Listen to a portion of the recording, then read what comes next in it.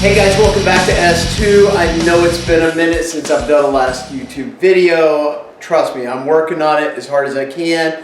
I've got a lot of new developments coming up. I'm actually standing in, and I'll just do a little quick pan around the room and see if I can't kind of put this thing back in place so you can just kind of get an idea of what I've been playing with. Garage doors are down, I know, but you get the idea. See if I can put this back. Homemade videos are fun. Come on back over here a little bit. So last video I did, we were talking about how strength development, out of all 10 dimensions of fitness, strength training is the only dimension of fitness that makes all other 9 dimensions better. Your cardiovascular training will not affect your strength. Your stability training will not affect your strength. Your muscle endurance will not affect your strength. Your strength will affect all other 9 variables of your fitness. Therefore, strength training really should be priority. Now, I think anybody with half a brain will accept that. The problem gets to be, how do we program that? How do we get the right kind of strength training to the individual? How do we meet you where you are? It is a fallacy to think that you could just read a book or get with a school of strength and start doing their program and you're not going to have any issue. A lot of general population people, if you've been strength training for a while, maybe you have success with this. The biggest issue, as I said previously, the way I see current strength training development is the lack of understanding that strength in and of itself is a very general term. There are many dimensions to strength, some of which I don't think we've discovered yet.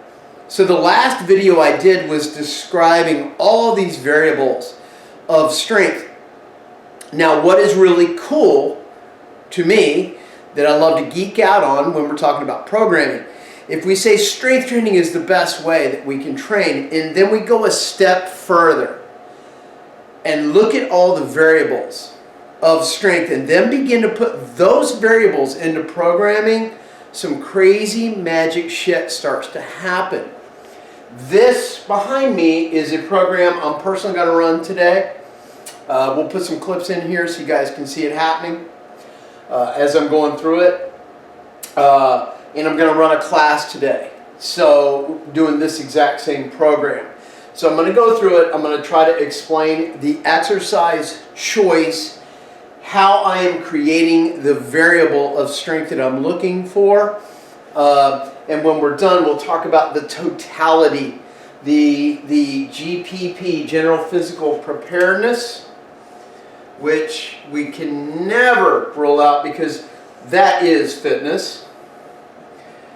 And also my favorite term, because I don't care if you are an 85-year-old senior citizen or a Navy SEAL or a strength athlete or a fucking football player. It does not matter. At the end of the day, we are always trying to increase our work capacity. So let me go through this thing really quick. We're going to do a pause squat. I'm going to set up a low box that are sitting right here. You probably can't see them. But we're going to go down into the bottom of the squat, sit in the hole, 1001, 1002, boom, explode out. So I'm intentionally going to remove the stretch reflex. Now, normally to totally remove that stretch reflex is about 3 seconds. So as we're warming up, I'll probably do a longer pause. As the weight is getting heavier, I'll probably drop that down to 2 seconds. But the goal with the squat is to remove the bounce, the stretch reflex out of the bottom. I'm going to use a box. We're going to come down and stop all momentum and treat it like a dead squat. You could use pins. Bring it down to the bottom of the pin. Hold the weight, 1001, 1002, 1003. Boom. This is called starting strength. A deadlift technically is starting from a dead position. So your ability to recruit as much neuromuscular coordination and fire your body in one massive stimulus to start moving that weight creates more starting strength. So as we go through these, I'm also doing deadlifts, and we'll talk about, God, you're going to squat and deadlift at the same time? Yes, I am. And you'll see at the top of this, it says 8 rounds. I'm going to do this motherfucker in a circuit. Why? Right here, GPP equals fitness, work capacity. We want it to go up. I'm not interested in 5 fucking minute rest breaks, guys. Yes, I could easily come in and say, my strength goes up if I take 5-minute rest breaks. But guess what? Your rest break also needs to be controlled and manipulated if you're interested in overall work capacity. If you want to just be strong and fat, knock yourself out. Do a set of 5 and sit on your ass for 5 fucking minutes. If you want to be strong and fit and athletic, listen to how I'm programming this. So back to the pause squat. 8 rounds, we're going to continue to go up in weight. My last set is going to be a top set times 3 reps at a 2-second pause at 9 PRE, perceived range of exertion. So look at all the cool shit that I am putting together. I'm not interested in percentages because at the top of this, at the end of this, I'm not going to be, my 9 PRE is not going to be the same as a top set of squats after 5-minute rest break. That's part of why I'm doing this. It's actually going to manipulate and reduce the amount of weight, the amount of load that I'm pushing. So please understand that if we look at this, this may actually end up being about 80% of 1RM. But let me clue you into something. The best strength athletes in the world, guess where they spend the most amount of time? It's not 90% plus. We need to have 90% to 100% of maximal recruitment from time to time. If you're doing too much of that, your strength will go this way. The best strength athletes in the world are spending most of their time between about 75 and 85% of 1RM. And they practice with that weight consistently, over and over and over, get better at it. Strength is a skill. Guess what happens? Your work capacity goes up, you get stronger. I know this because I routinely hang at about a 500-pound deadlift. I don't even think about it. I don't train for it. I continue to run things like these. I never lose that top-end maximal strength that we're going to get into here in a second. So I know I'm all over the place, but that's how I roll. So we're going to do a top set of 3 at a 9 PRE. That's starting strength. I'm going to set up a heavy 2-hand swing. Probably run about, I don't know, 80-pound bell, somewhere in that neighborhood. But I'm going to put a band around it. Standing on the band, we're going to do top sets of 5. Every time I do this, probably by my 3rd set, I'm going to work up to my heaviest bell possible. I'm hitting sets of 5 with a band at a 10 PRE, meaning my 5th rep is as explosive and fast as I can get that bell to move. Explosive and fast. I'm looking to develop speed strength.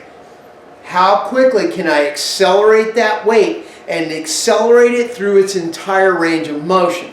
Starting strength is accelerating it from a dead stop. Speed strength is developing it through a full range of motion. So working with accommodating strength, chains and bands. I just happen to be playing with it with a swing today. You easily could be attaching those chains and bands to a deadlift or a squat, even ollie lift setups if you like. Accommodating strength builds speed strength, which is accrual of speed throughout the entire range of motion. I also put EXS, which means explosive strength. I'm really looking to get explosive and push the entirety of the repetition. I don't want to just swing it for a nanosecond and stop. I'm going to try to continue through that range of motion. So that's going to be my second in the line of the circuit. Then I'm going to go over to deadlift. Where do you think my heart rate's at right now? Fucking maximal, right? So tactically, as I approach that deadlift, I'm thinking breath control. 4 seconds in, 4 seconds out. How quickly can I get my heart rate down to about 75%? Max heart rate, 2 ways to measure intensity. One is the amount of weight I'm using, the other is heart rate. The two are peanut butter and motherfucking jelly. Deadlift. So I'm going to do a top set of 3. Again, 8 rounds on my 8th set. I'm going to do a top set of 3 at 9 PRE. Again, I'm tired here. This 9 PRE is not going to be connected in any way to what my 1 RM might be on my best day with a 10-minute fucking rest break. That's not what we're doing here. This is not the kind of strength development we're looking for. This very much is a general way of practicing. If you're a powerlifter, this is a great way to off-season train. If you're an athlete, this is just a great way to fucking train. If you want to get strong, big, ripped, jacked, and have your muscles function on a high capacity, think about what I'm doing here, man. This is balls out. This is maximal strength. And again, maximal strength is somewhere between 90 and 100%. And also, I put SS. You'll see how a lot of these are crossing over. And they can continue to cross over in a lot of different ways.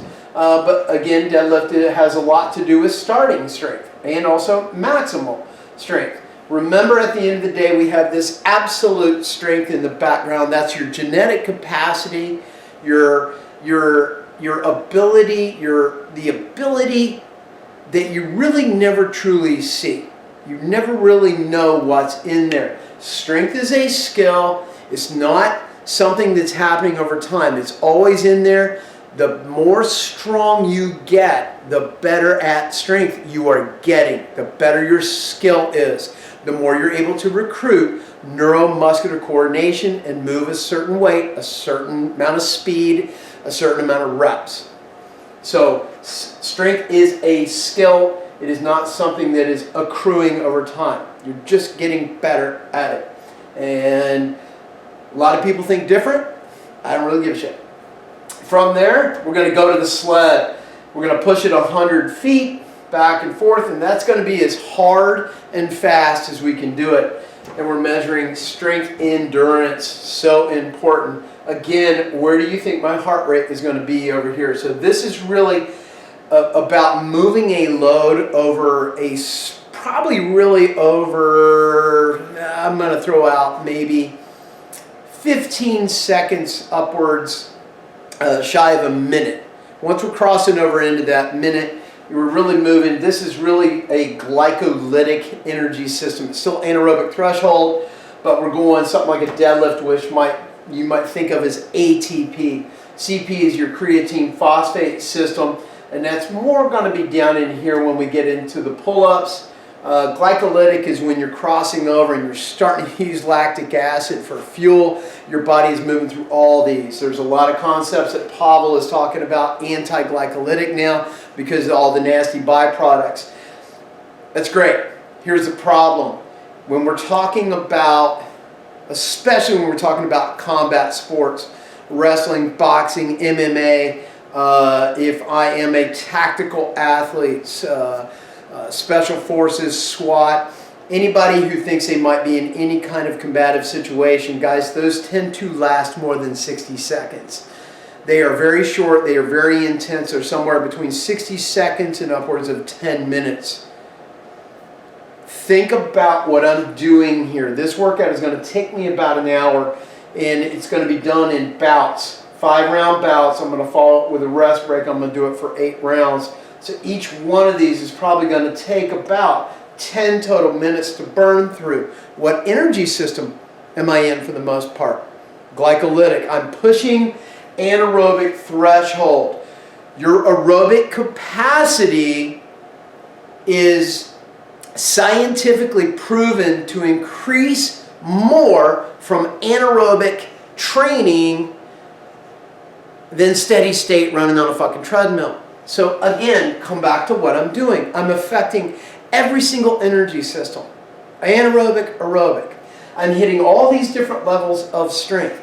I'm attacking my general physical preparedness, my fitness, my work capacity. I'm getting stronger. I'm moving in multiple ranges of motion. Holy fuck, I'm onto something here, aren't I?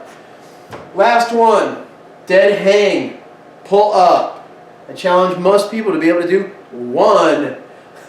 These are going to be done in the AMRAPs. This is relative strength. Relative strength almost always has to do with body weight. That can be pull-ups, push-ups, variations of those things, pistols, etc. This is also a certain level of starting strength because I'm going from a dead hang. There's no momentum involved in those at all. So again, this is my favorite way to train. As time has gone by, I continue to run nothing but these kind of things, and I'll run these kind of circuits 4 times a week. You will definitely need some rest after this. You could do a day on, day off, day on, day off. I do the same thing with presses, pull variations. I integrate a lot of kettlebell training through this. The one thing that I did not include in this workout today, of course, is stability strength. Think contralateral, left to right, different things that are challenging stability, Bulgarian split squats, any kind of single leg, unilateral, contralateral rows, things that are really challenging your balance, BOSU, disc, Swiss balls. Yes, they are an important variable in your training because you are only as good an athlete as you are able to stand the fuck up. I hope you had as much fun doing this today, and any questions that you guys have about programming something like this, give me a shout out. Always happy to help.